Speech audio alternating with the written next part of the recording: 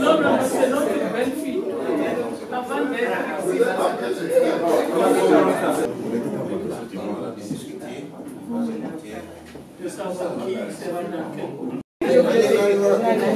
oui, mais ça, la femme, c'est le plus valable. C'est le plus valable qui sont en train de faire les choses. Il faut demander à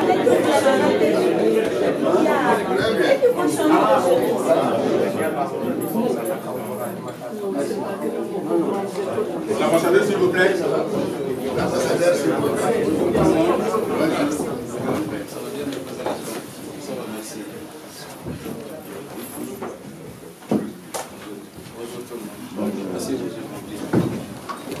Immédiatement après ça, nous allons procéder à la formation. En cet instant solennel qui caractérise l'ouverture du dialogue national inclusif dans notre juridiction,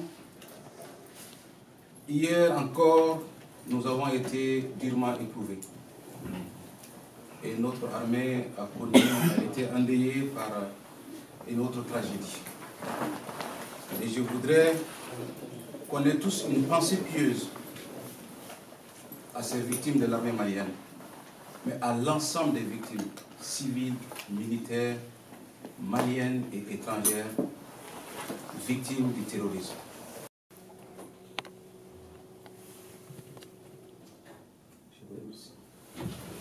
Je ne peux pas se réjouir de vous voir réunis à l'appel de la nation, à l'appel du président de la République, qui a cru devoir donner la parole au peuple malien, pour qu'ensemble, dans une analyse sans complaisance, pour établir un diagnostic de la situation, pour montrer que nous sommes des Maliens et que nous le resterons. Je voudrais vous en féliciter et vous engager encore à poursuivre cette détermination pour votre pays. Au moment où notre pays traverse l'une des crises les plus douloureuses de son histoire. Cette crise qui est d'ordre sécuritaire, politique, social et économique constitue sans doute une réelle menace pour les fondements même de notre société. J'allais dire les valeurs sociétales. C'est pourquoi le président de la République a cru devoir initier ce dialogue qu'il veut participatif et inclusif. Nous devrons mener, j'allais dire, vous devrez mener ces assises en gardant à l'esprit que seul le Mali vaut, que nous ne pouvons pas avoir un autre espace, un autre pays meilleur que le nôtre. Mesdames, Messieurs, au cours de ces 2 jours de concertation, vous allez examiner des questions brûlantes de l'actualité, notamment celles relatives à la paix, à la sécurité, à la cohésion sociale, à la politique et les questions institutionnelles qui vont de la gouvernance au social en passant par l'économie et les finances, ainsi qu'à la culture, la jeunesse, le sport, à court, moyen et long terme. Les recommandations qui en résulteront, je l'espère bien, constitueront des pistes pour consolider la paix et la cohésion sociale et pallier les problèmes d'instabilité. Et réalisables, afin qu'elles soient susceptibles d'être mises en œuvre. Avant de terminer, à nous informer des partages d'expériences, des succès, des insuffisances, pour que l'étape de New York ait...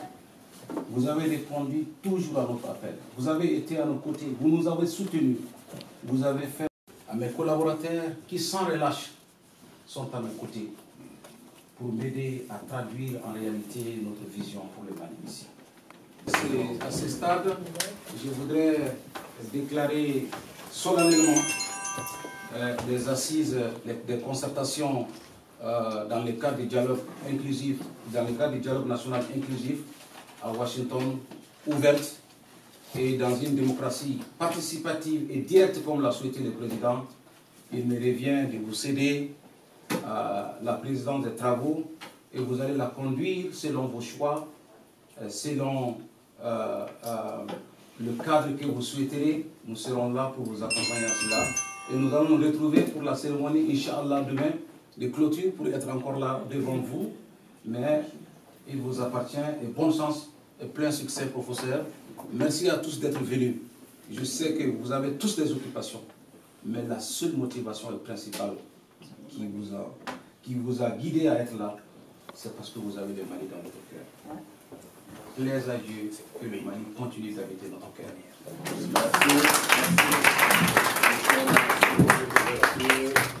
Commencer par l'ambassadeur Mohamedou Nemaga. Donc, c'était vraiment un discours excellent. Allez, il a adressé à notre délégation. Donc, vraiment, on le remercie infiniment d'être avec nous. Profitez de l'occasion d'ailleurs pour connaître les gens, quand ils disent leur nom. Monsieur Komé Suleiman. Monsieur Komé Suleiman. Docteur Fofana Bouyakari. Docteur Fofana Bouyakari.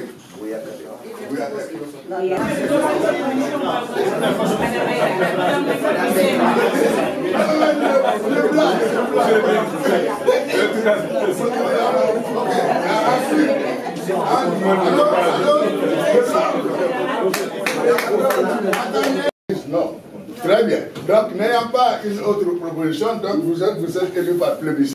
Il doit capturer l'essence, la substance, c'est ce qui va se passer. Donc, nous... À un vote qui ont la qualité. À un vote qui ont la qualité. C'est ça qu'on a demandé au professeur. Je propose qu'on ait deux rapporteurs, un qui puisse faire le travail, l'autre qui puisse être le patron. Exact. Ok. Je propose Fatim Aïdara. Seydou Thiam. Où est Seydou? Seydou est là. Ok. À draft. Madame Tera, cela fait 3. Alors donc nous avons 3 rapporteurs. Il faut que les 3 sont élus par plébiscite.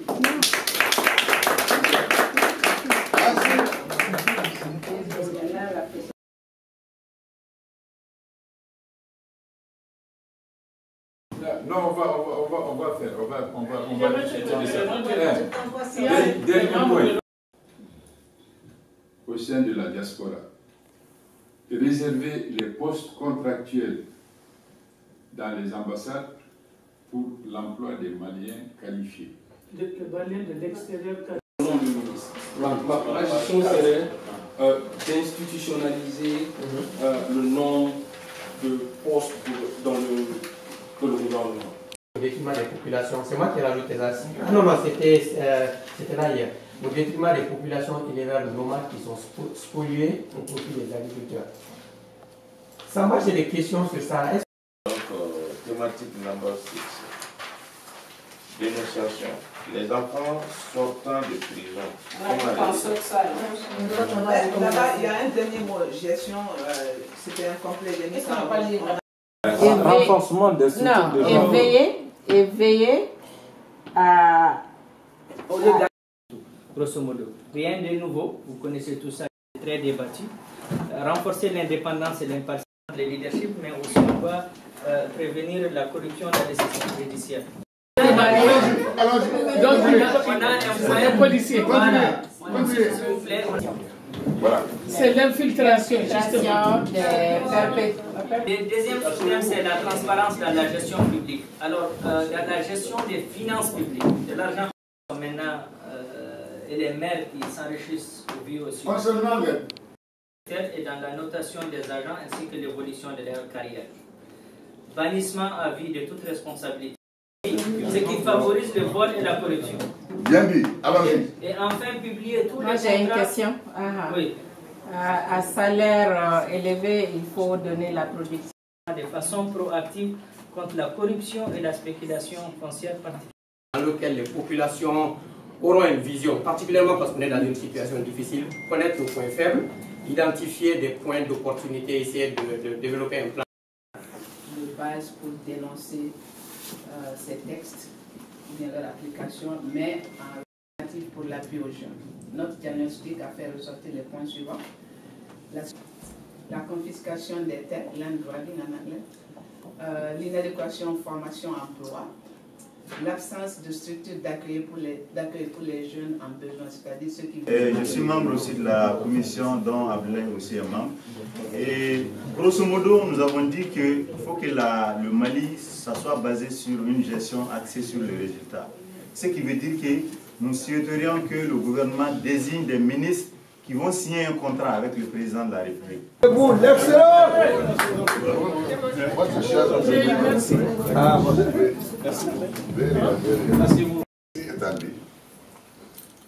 Je fais la remarque suivante. Les textes disent que... Du nord du Mali, réouverture des écoles, des centres de santé et lancement des projets de développement dans ces régions, instaurer un mécanisme de dialogue permanent entre les... Donc, je vais vous demander de... Occupons-nous de ça pour voir comment... Et ne manger qu'une seule fois. Ils ne mangent même pas. Il y en a qui ne trouvent même pas à manger dans la journée. Soyons sérieux. Encourager la participation des organisations de la société civile dans la formation. Pour ce faire, vous pouvez compter sur moi, comme je sais compter sur vous, pour aller de l'avant et relever les défis. Je ne saurais terminer sans adresser mes plus sincères remerciements aux membres de la commission d'organisation pour la constante disponibilité et la mobilisation.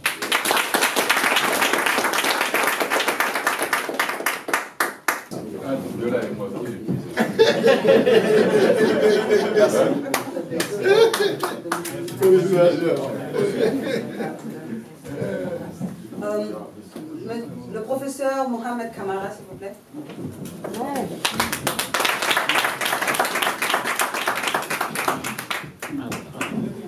S'il vous plaît. La photo, Mohamed, oui,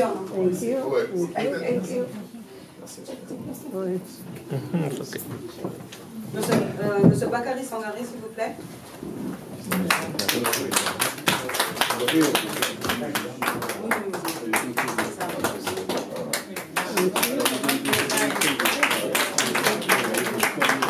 Je m'appelle Jola Bagayoko. Je suis professeur de physique dans l'État de la Louisiane. Et le point clé est que nous avons examiné tous les points qui ont été signalés dans les termes de référence qu'on appelle TDR. Et nous avons fait un diagnostic, ensuite une analyse et suivi par des recommandations. Alors, les recommandations, elles sont nombreuses, mais nous avons l'espoir que le gouvernement et la société civile et tout le monde va se mettre à l'œuvre de façon que la mise en œuvre des recommandations, que ce soit d'ici ou de d'autres concertations, soit exécutée de façon que le Mali puisse sortir de cette crise très sérieuse qui a trop duré. Nous avons eu 2 jours d'intenses activités dans le cadre des concertations pour le dialogue national inclusif. Les Maliens ont répondu à l'appel de la nation. Ils sont venus de partout, dans tous les États, pour venir échanger, examiner, diagnostiquer la situation du pays, faire des analyses et aboutir à des recommandations. Ça a été laborieux. Souvent, les débats étaient roulés, passionnés, mais c'était le Mali qui vivrait en chacun d'eux. C'est ce qui nous a permis aujourd'hui d'avoir les résultats auxquels nous sommes parvenus. Parmi ces résultats, est-ce qu'il y a un point véritablement qui vous a marqué en tant que représentant du gouvernement malien ici aux États-Unis? En tant que représentant du gouvernement du Mali aux États-Unis, je suis très fier. C'est un sentiment de grande satisfaction, voir que des compatriotes parcourent des milliers, des centaines de kilomètres pour venir répondre un week-end durant à l'appel de la nation. C'est un sentiment de grande fierté. Plus que jamais, je mesure l'importance de cette communauté qui œuvre ardemment pour la cause du pays. Cela m'honore, cela honore le Mali. C'est la preuve encore que quand on s'assoit, quand on discute, quand on échange, on trouvera toujours un consensus. Les recommandations qui ont été formulées vont devoir être versées au titre des contributions de notre communauté au débat national en cours au Mali, dans le cadre du dialogue national inclusif. C'est pas grave, j'aime les deux. Mais tu viens dans la photo aussi. Il faut faire des capés, il faut le voir.